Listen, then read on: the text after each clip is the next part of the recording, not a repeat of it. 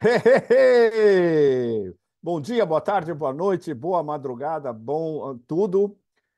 Quem está falando é ela, a caneca do Donbass. Vocês sabem que a superstar é ela, né? Eu sou como um gato aqui. Eu fico afagando a caneca do Donbass porque é ela que tem todas as respostas, né? Bom, hoje uma arábica. Bom, olha, hoje é mais ou menos uma exclusiva mundial. Praticamente uma exclusiva mundial fora da França. Eu estou no Otanistão, estou em Paris. E hoje eu vou fazer algo que me remete aos meus velhos tempos de crítico de cultura, crítico literário, crítico de literatura, etc. Bom, 500 milhões de anos atrás, porque eu vou falar de algo muito importante. Eu vou falar desse livro.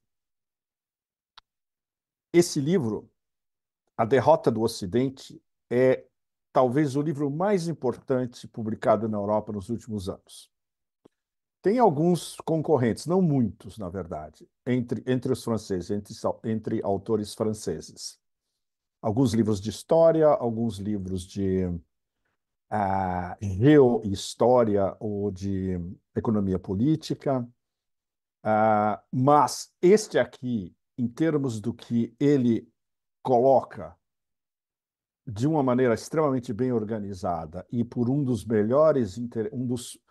pouquíssimos remanescentes intelectuais franceses de peso, é algo extremamente importante.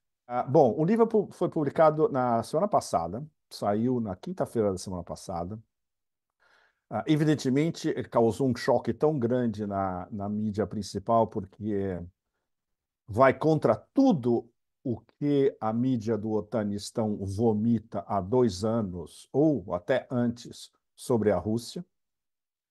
É escrito por um dos principais intelectuais franceses da velha guarda, Emmanuel Todd, que é uma mistura original e extremamente interessante de historiador, demógrafo, antropólogo, sociólogo e analista político, analista geopolítico também. Bom, pra vocês terem uma ideia, Emmanuel Todd apenas por isso já teria passado a história. Nos anos 70, em 76, ele já estava prevendo a derrocada da União Soviética, na frente de todo mundo. Ah, Anos depois, ele refinou essa crítica. Quando veio a queda da União Soviética na França, todo mundo falou, claro, foi um dos nossos que previu, com razão. Ele começou a refinar a sua crítica do Império Americano. Em 2002, antes da invasão do Iraque, foi em março de 2003, ele publicou um livro chamado Après l'Empire, Depois do Império, onde já tinha os elementos principais de que os Estados Unidos poderiam estar seguindo no mesmo caminho da União Soviética. Por várias maneiras, por superextensão, mas por fatores antropológicos, históricos, que ele analisou melhor do que qualquer um na época. Esse livro agora é, digamos, Todd, inclusive, disse que esse é o seu último livro. Ele está com quase 80 anos, ainda cérebro, primeiríssima qualidade, claro, mas ele disse que agora ele é como se ele tivesse fechado o seu ciclo. Não só de análises da estrutura da sociedade francesa, ele tem livros excelentes sobre a estrutura familiar da sociedade francesa, de sociedades ocidentais, especialmente. Ele é um especialista em Ocidente, ele não é um especialista em Ásia, é diferente. O que torna ainda mais interessante a análise, porque é uma análise de um insider intelectual ocidental sobre a decadência do Ocidente e os diversos fatores que estão levando à decadência do Ocidente. Esse livro, se fosse escrito por um americano, seria extremamente raso intelectualmente. Se fosse escrito por um chinês, um indiano, um persa, talvez faltassem algumas conotações essenciais de quem sempre viveu no Ocidente, em uma das capitais intelectuais e culturais do Ocidente, Paris, e com toda a bagagem intelectual que ele tem, que é uma bagagem que está em extinção na França, que é da escola dos Annales, onde um dos principais expoentes era Fernand Braudel, que é o grande teórico, o grande historiador do Mediterrâneo, entre outros. E, claro, essa finesse intelectual francesa que muitos de nós, muita gente da minha geração, por exemplo, nós crescemos lendo esses caras e fazendo o possível para ler no original. Foi o meu caso. Eu sempre me forcei a lê-los em francês, desde quando eu tinha certa fluência em francês, já quando eu era pré-adolescente, digamos. E isso nos influenciou muito na América, no Brasil, na Argentina, na América Latina, na Europa Oriental, onde eles eram lidos também, além do Ocidente inteiro, para não dizer nas grandes universidades americanas. Então, o que eu vou tentar fazer para vocês com um tempo realmente, infelizmente limitado, é tentar dar uma espécie de greatest hits, dos top hits do livro do Todd. Especialmente, vamos tentar começar com a tese principal dele. Basicamente, tem dois eixos. Ele diz que e isso tudo está ligado, evidentemente, à guerra da Ucrânia, porque a guerra ele demonstra muito bem como a guerra é uma situação de exceção que coloca no primeiro plano uma série de fatores que sem a guerra estariam em ponto morto ou em segundo, terceiro, quarto plano. E a guerra na Ucrânia colocou em primeiro plano justamente toda essa malese do Ocidente como um todo, não só europeu, evidentemente, mas americano, e o fato de que os americanos, na sua fase imperial atual, decadência ou não, eles se arguem como a vanguarda da civilização ocidental. O Todd diz, basicamente, tem duas razões principais dessa decadência do Ocidente. Uma delas tem a ver com educação, que é absolutamente fundamental, e o declínio da educação na Europa, nos Estados Unidos, diretamente ligado digamos, ao extermínio ou autoextermínio do protestantismo. Isso é muito, muito importante. Isso é o X da sua tese, porque ele demonstra claramente, ele faz uma releitura de Max Weber. Isso é super importante. Max Weber publicou a Ética Protestante e o Espírito do Capitalismo em 1904, 1905, 1906, um pouco mais de 100 anos. E o Max Weber demonstrou claramente que o estouro, digamos, do capitalismo, que foi, a gente pode dizer, basicamente, levou ao que a gente poderia falar do século de ouro da Europa. O século de ouro da Europa, aí eu estou resumindo ao máximo, ele foi entre 1830 e 1840, mais ou menos, até 1914, dá menos de um século. Isso foi quando a Europa realmente dominou praticamente o planeta inteiro, todos os continentes, incluindo partes da Ásia. Coincidiu, evidentemente, com o apogeu do Império Britânico, coincidiu com Britannia Rules the Waves, né? A Britânia controla as ondas do mundo inteiro, o mar do mundo inteiro, que é uma potência talassocrática, uma potência marítima, e não uma potência terrestre. E a Revolução Industrial, e levando ao que em 1914 muitos, não só Todd, mas outros historiadores, qualificam corretamente como o suicídio, o início do suicídio da Europa, que foi essa longa guerra dividida em duas. A Primeira Guerra Mundial e a Segunda Guerra Mundial, ao final do qual a Europa estava exangue. E os Estados Unidos, de um dia para outro, literalmente, se tornaram o império e depois o pós-império. Então, o Todd coloca essa ligação direta entre o fim da ética protestante nos países que basicamente organizaram a construção do mundo moderno, do mundo liberal. Veja bem, e os principais não são católicos. A França católica foi mais ou menos um adjunto. O grande estouro do capitalismo veio de potências protestantes. Alemanha, Inglaterra e, no caso dos Estados Unidos, a elite branca protestante WASP americana. Bom, anglo-saxão. Bom, então só isso já, vocês imaginam você publicar um livro desse com uma tese dessa num país católico como a França, só isso já deixou o que sobra de intelectualidade, especialmente aqui em Paris, completamente arrepiado. Mas ele vai muito mais longe do que isso. Ele demonstra a extinção do protestantismo, que foi substituído, no caso dos Estados Unidos, pelo evangelismo barato, um evangelismo realmente de pacotilha. O fato dessa organização via o protestantismo da religião foi diretamente responsável pela elevação do nível de educação, e aí ele faz uma correlação absolutamente fundamental. Por que o protestantismo levou a um melhor índice de educação e isso criando condições para inovações econômicas e tecnológicas? Porque todos os fiéis eram obrigados a ler as escrituras, e ler e entender as escrituras. Nas línguas vernáculas.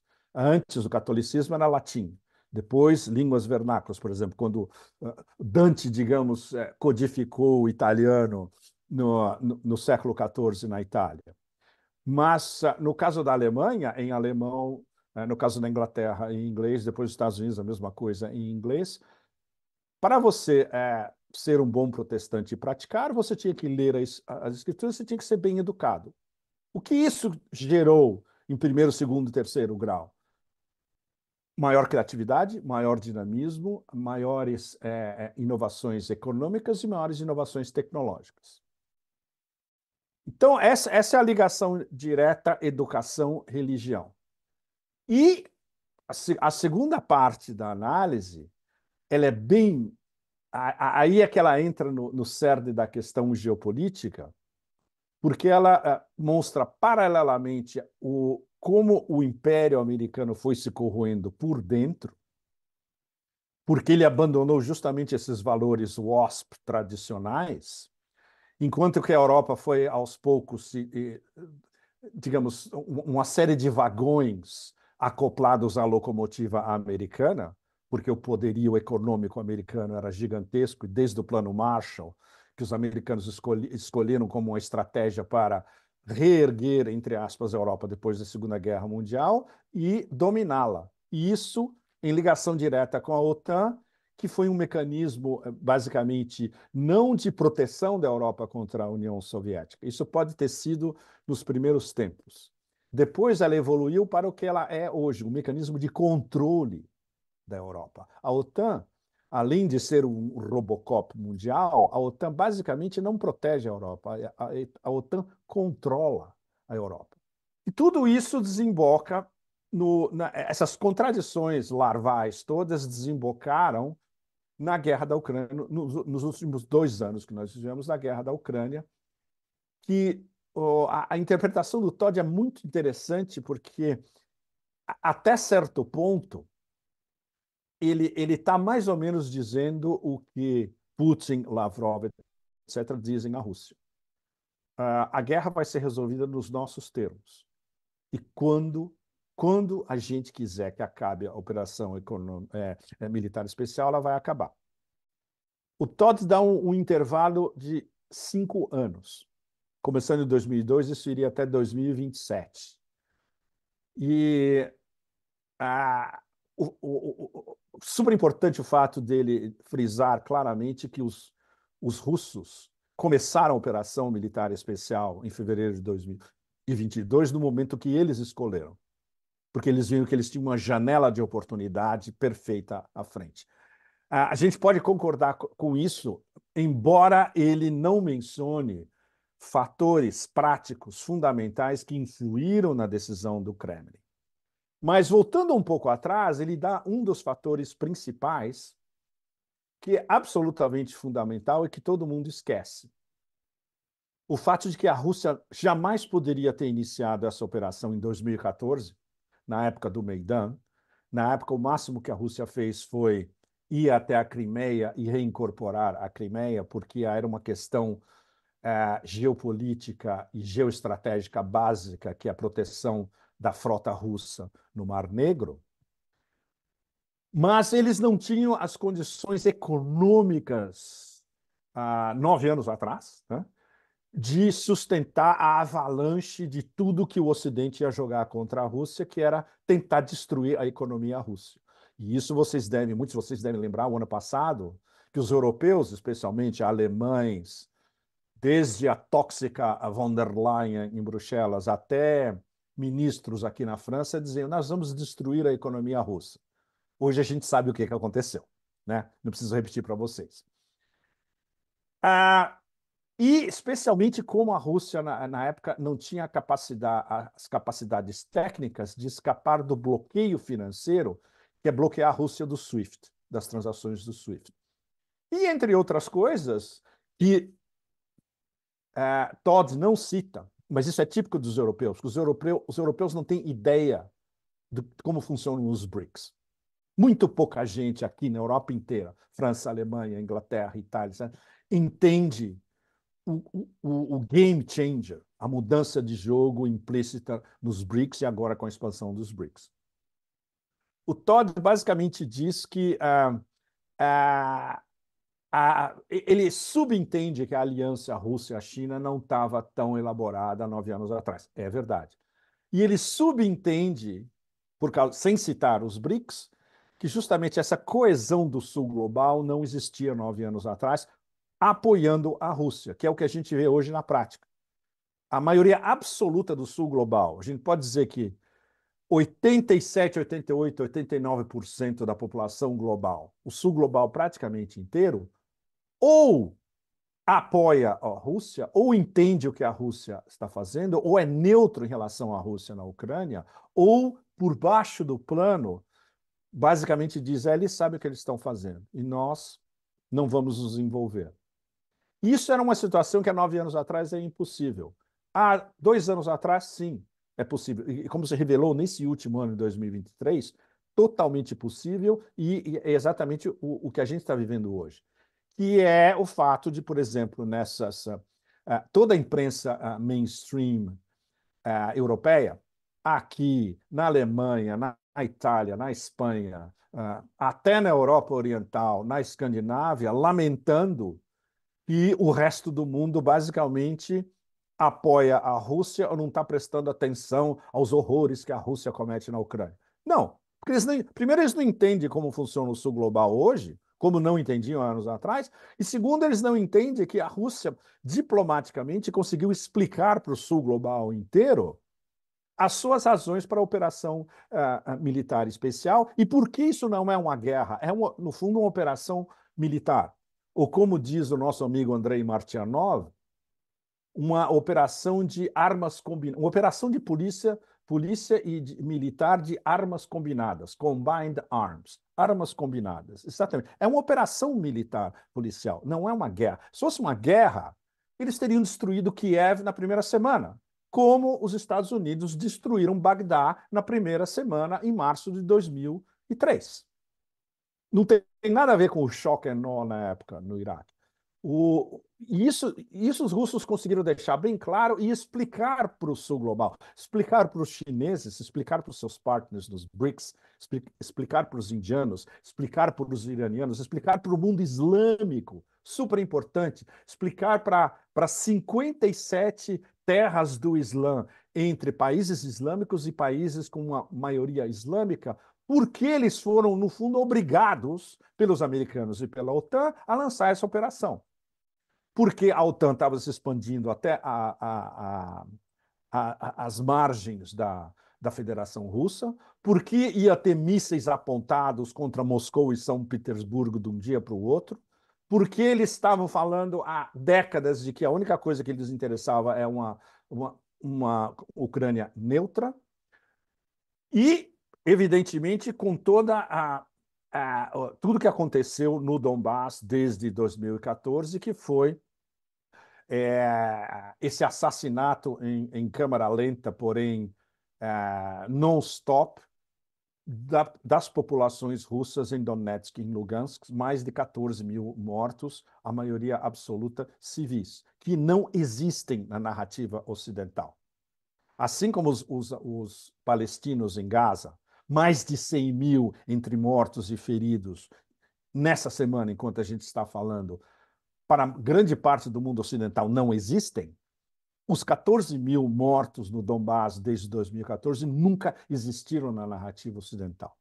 Então, olha, eu vou tentar agora alguns pontos principais do livro do Todd para ilustrar mais ou menos esse painel geral que eu tentei dar para vocês agora. Então, logo no início, quando ele está falando da implosão da cultura WASP nos Estados Unidos, branca, anglo-saxã e protestante. Tem uma formulação extremamente direta que mais ou menos conta a história toda em praticamente uma sentença. Desde os anos 60, essa implosão da elite WASP americana, basicamente o fator do protestantismo como um aglutinador religioso e como um importante fator de educação das massas, inclusive, criou um império privado de centro e um organismo essencialmente militar, dirigido por um grupo sem cultura no senso antropológico, e isso sem dúvida nenhuma. Todos nós que vivemos nos Estados Unidos, ou no meu caso, que vivemos em Washington e convivemos com esses caras ao vivo, a gente nota o nível extremamente raso intelectual dessa gente. Os únicos valores fundamentais que eles têm é potência, poder e violência. Esse grupo geralmente designado pela expressão neocons. Então, o Todd dá uma definição curta dos neocons, que são essa vanguarda, entre aspas, anti-intelectual americana, responsável justamente por essas guerras eternas e pela aceleração da implosão do império por dentro, porque é um império agora que não tem mais centro, é um império do vazio, é um império que promove o caos, é um império do vazio e um império sem centro. Importantíssimo ele dá alguns valores básicos, não é? E isso é algo que, inclusive, muita gente na Rússia não sabe, muitos chineses não sabem, e no Ocidente praticamente ninguém sabe. É um dado absolutamente mortal. Vocês sabiam que no início da operação militar especial, há 2 anos atrás, o PIB combinado da Rússia e da Bielorrússia era 3,3% do PIB ocidental do Afeganistão, mais Japão e Coreia. Vocês imaginam? Estados Unidos, Canadá, Europa inteira, Japão e Coreia, a Rússia e a Bielorrússia apenas 3,3% de toda essa riqueza. E hoje a gente está numa situação onde os americanos e a OTAN não conseguem fabricar armamentos suficientes para a sua guerra de procuração na Ucrânia. Só esse dado já destrói completamente a narrativa ocidental, porque demonstra que a economia política, que vocês devem saber, especialmente no caso dos think tanks americanos, eles se dizem todos experts em economia política. Nenhum desses seus economistas políticos conseguiu, antes do fato, ou mesmo durante o fato no ano passado, explicar por que todo esse poder econômico acumulado era incapaz de fabricar armamentos suficientes para uma guerra que eles provocaram. Ou seja, isso também demonstra que a noção de produto interno bruto também não quer dizer absolutamente nada. E Todd liga esses dados com um conceito muito interessante que é o que a gente tocou agora há pouco: a solidão ideológica do Ocidente. Então, hoje a gente está vendo o Ocidente, em comparação com o Sul global, numa solidão ideológica absoluta. Ninguém mais acredita em qualquer mensagem que vem do Ocidente, especialmente tendo em vista essas elites muito mal educadas ou de uma educação extremamente rasa, que vai desde a família criminal Biden nos Estados Unidos a o pequeno reizinho Macron aqui, ou a Annalena 180 graus, a ministra das Relações Exteriores alemã, que ninguém sabe como é possível que uma excrescência como essa, que é incapaz de passar um exame de primeiro grau, é ministra das Relações Exteriores do país mais importante da União Europeia. Bom, vários outros elementos super importantes. O Todd define os Estados Unidos hoje como um Estado pós-imperial. Essa é uma definição que a gente pode usar daqui para frente sempre para definir o estado da implosão do Império hoje. É um Estado pós-imperial porque ele conserva a maquinaria militar de um império, e isso a gente lembra, por exemplo, no próprio Império Romano, quando ainda o Império Romano estava em decadência no século II, III, por exemplo, mas conservava ainda a sua maquinaria militar, embora estivesse implodindo, ou sendo corroído por dentro. Então, Todd, não por acaso, faz uma alusão um pouco mais tarde entre a implosão da Roma Imperial no século II, III, IV, com a implosão do Império Americano agora. A desindustrialização, que foi algo que aconteceu na Roma Imperial, tanto quanto está acontecendo nos Estados Unidos agora. E, digamos, uma invasão dos bárbaros de fora, que é essa imigração. Hoje ela é vista do ponto de vista dessa imigração descontrolada nos Estados Unidos, vocês devem ter visto, especialmente nos últimos meses e semanas, onde praticamente não só uma boa parte da América Latina, mas uma boa parte do norte da África, do Oriente Médio, seja de onde for, está entrando pelas fronteiras americanas como quer. Não por acaso num ano eleitoral. E não por acaso no fato de que você não precisa demonstrar nacionalidade dos Estados Unidos para votar. Ou seja, é uma inflação e um afluxo desmesurado de eleitores americanos agora em novembro, demonstrando o desespero dos democratas, sabendo que eles estão condenados a ser derrotados por Donald Trump. Bom, eu vou ter que passar rápido por coisas importantíssimas. E no caso de educação, por exemplo, Todd faz uma comparação sensacional entre a formação de números de engenheiros nos Estados Unidos e na Rússia. Ou seja, tudo que o Todd está falando não é apenas digamos, uma reinterpretação ideológica do Max Weber, por exemplo. Não. Ele se apoia em dados práticos, como esse do 3,3% do produto interno bruto Rússia e Bielorrússia comparado com... Como foram em termos de educação. Isso é algo que qualquer analista político americano deveria estar debruçado 24 horas por dia sobre o assunto. E isso é raramente mencionado pelos think tanks americanos.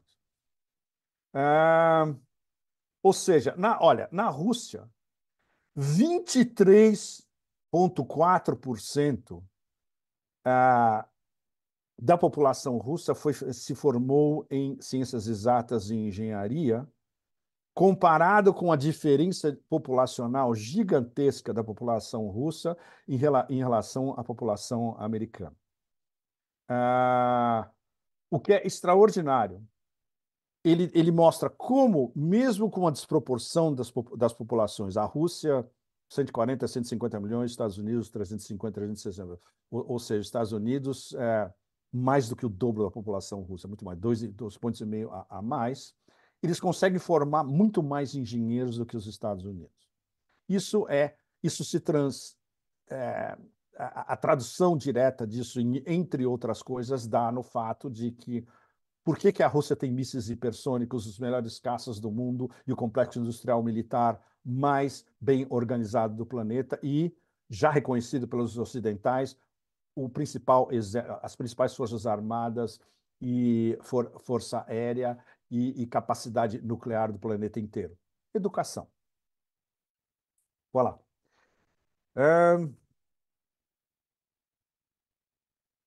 Voltando àquele ponto que eu citei para vocês agora há pouco, de que o Kremlin e o Ministério da Defesa russo teriam dado digamos, uma janela de 5 anos para vencer a guerra na Ucrânia. Não é só isso. É a vitória russa contra a OTAN.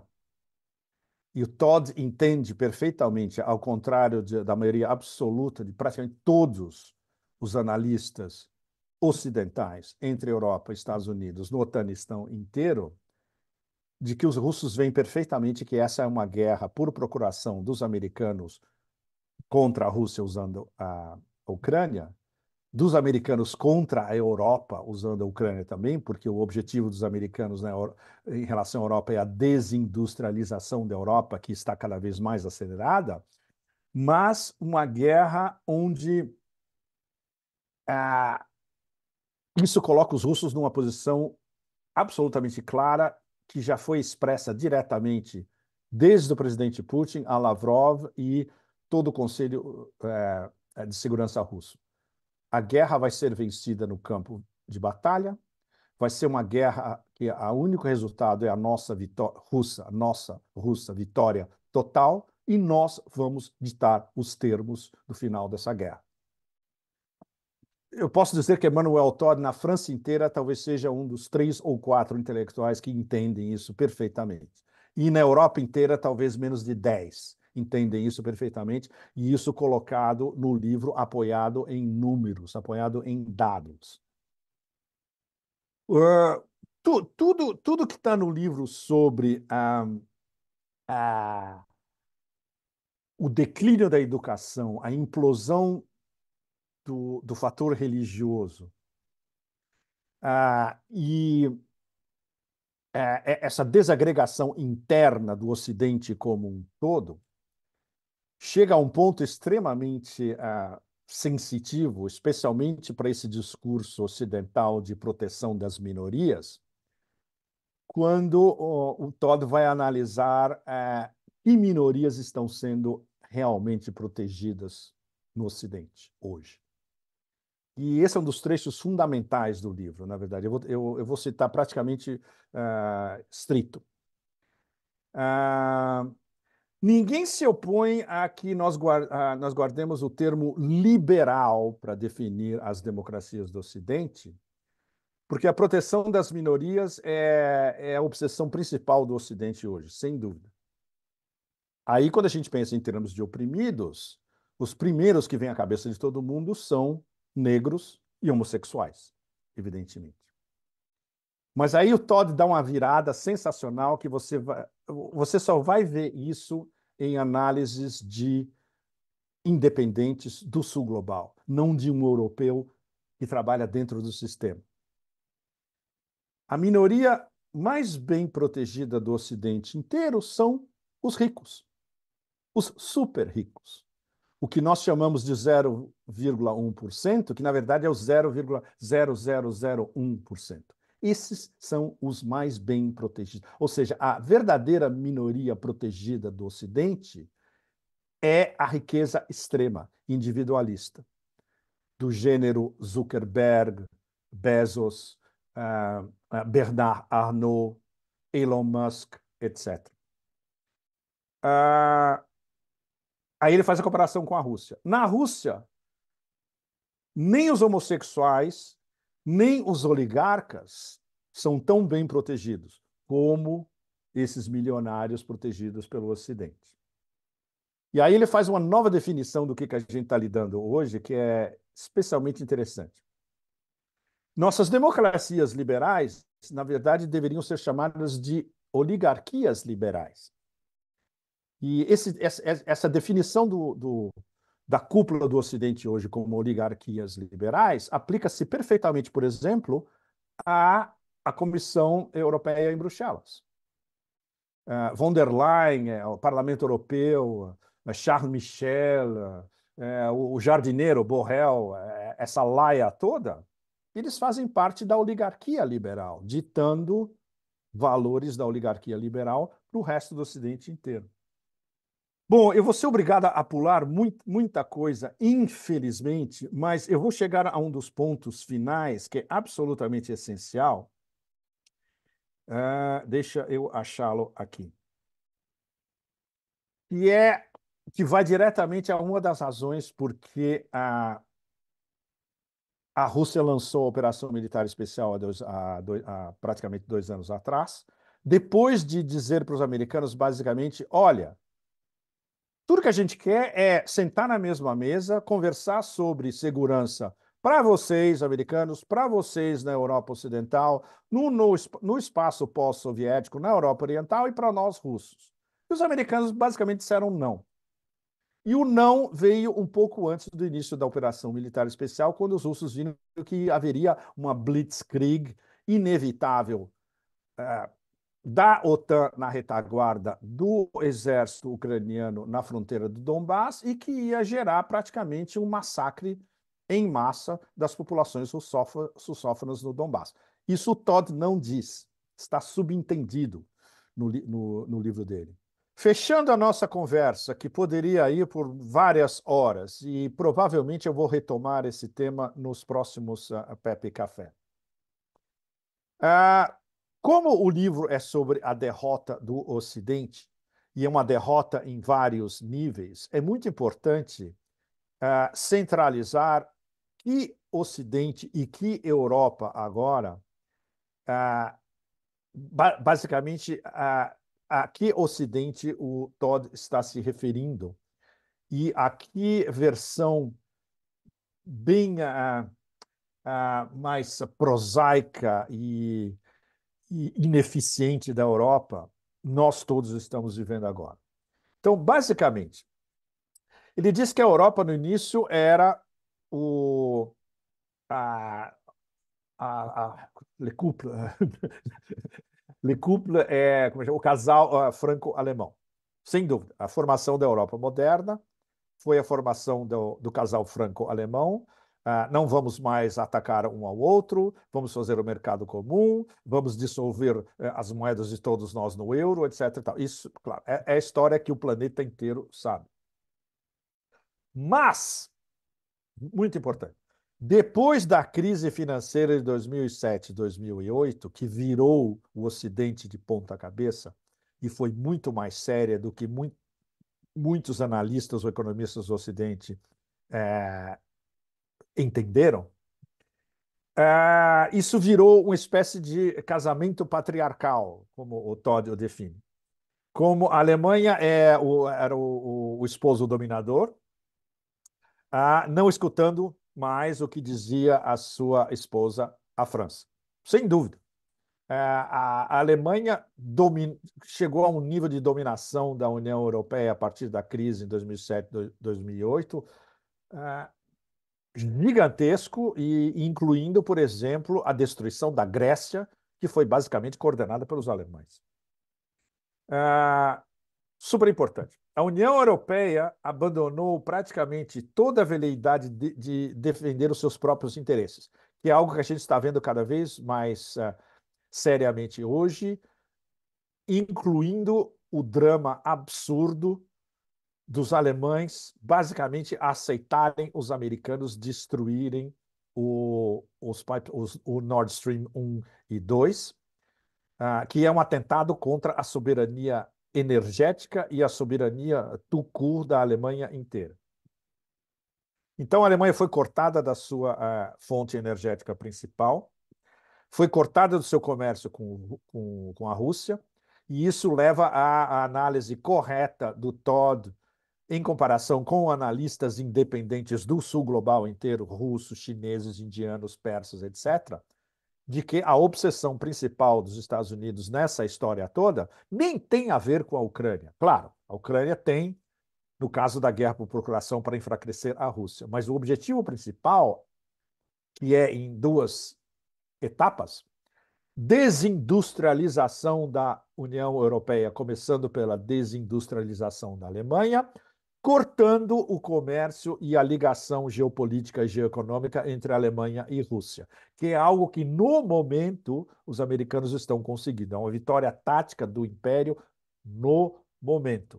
E, inclusive, o Todd joga a bola para mais tarde, que é uma discussão que eu tenho sempre com muitos dos meus contatos entre Alemanha e Áustria, basicamente. E esses analistas historiadores, advogados, etc., eles têm uma visão histórica muito boa E, basicamente, eles dizem o que o Todd está mais ou menos dizendo também. Mais cedo ou mais tarde, os alemães vão, com um outro governo, evidentemente, os alemães vão perceber que eles foram completamente engabelados e eles vão se reaproximar da Rússia. Então, haverá uma reaproximação Alemanha-Rússia praticamente inevitável em termos históricos, mas não vai ser agora. Pode ser que aconteça só no final dessa década ou no começo da década que vem.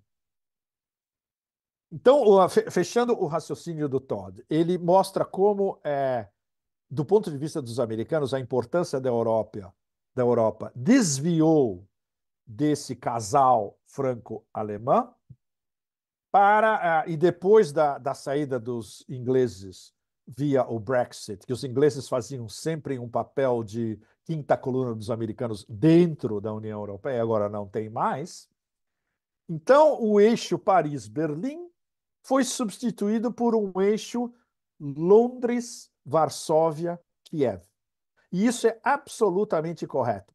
Quem está coordenando para a OTAN a guerra contra a Rússia na Ucrânia? O eixo Londres, Varsóvia, Kiev. Só que tem um detalhe. Londres, que é uma das análises dentro do livro do Todd também, a Inglaterra está se esfacelando, está se suicidando também, está corroída por dentro a um nível absolutamente inominável. A Polônia é um bando de fanáticos que ainda sonham com o Império Polonês do século XVIII. E a Ucrânia hoje, como a gente está vendo, está praticamente esmigalhada e não vai sobrar muito de Ucrânia quando a operação militar especial chegar ao seu final. Mas isso é o que foi reduzido, entre aspas, o Ocidente europeu hoje. Não mais as grandes potências França e Alemanha, inclusive com todo o seu capital cultural por trás, mas essa aliança, podemos dizer, trash de Londres, Varsóvia, Kiev. E isso é uma... Por que isso está acontecendo agora? Isso é algo que o Todd ele passa de raspão e ele não entra em detalhes e podia ser um tema de um livro inteiro, inclusive. Os americanos, os neocons americanos, os caras que controlam o império do vazio, de lá, do outro lado do Atlântico, eles perceberam, há 20 anos atrás, durante a guerra, antes deles lançarem a guerra unilateral de destruição do Iraque, em 2003, que essa aliança, já havia uma aliança de fato anti-guerra, França, Alemanha e Rússia. Os três foram os três principais anti-guerra Estados Unidos contra o Iraque há 20 anos atrás. Os neocons perceberam o que isso poderia dar e falaram, opa, nós temos que ir lá e nós temos que quebrar esse negócio por dentro. E isso explica porque eles fizeram tudo para quebrar a liderança europeia desse pacto, desse casal franco-alemão, e quebrar a aliança da Alemanha com a Rússia, que a longo prazo pode significar a expulsão dos Estados Unidos do teatro europeu como um todo. E incluindo um possível retorno em um futuro talvez remoto dessa aliança França, Alemanha, Rússia, em termos de comércio, em termos de proteção mútua, em termos de trocas tecnológicas, em termos de coabitação nessa península extrema da Eurásia, que é a Europa.